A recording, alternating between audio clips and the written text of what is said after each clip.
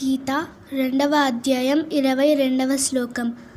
వాసాంసి జీర్ణాని యథా విహాయ నవాని గృహ్ణాతి నరోపరాణి తథా శరీరాని విహాయ జీర్ణాన్యన్యాని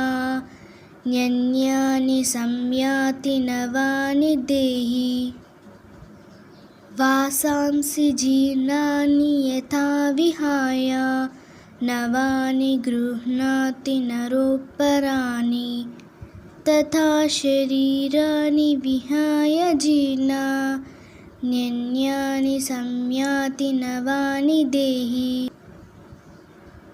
వాసాంసి జీర్ణాని యథా విహాయ నవాని గృహ్ణాతి నరోపరాణి తథా శరీరాని విహాయ జీర్ణాన్యన్యాని సంయాతి నవాని దేహి.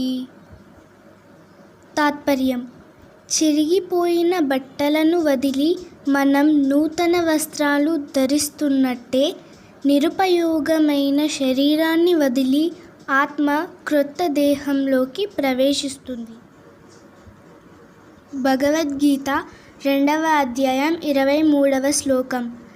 నైనం ఛిందంతి శస్త్రాణి నైనం దహతి పావకః న చైనం క్లేదయంత్యాపో న శోషయతి మారుతః.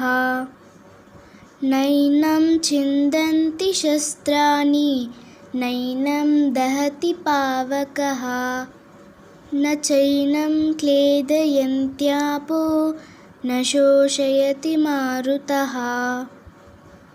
నైనం ఛిందంతి శస్త్రాణి నైనం దహతి పావకః న చైనం క్లేదయంత్యాపో న శోషయతి మారుతః.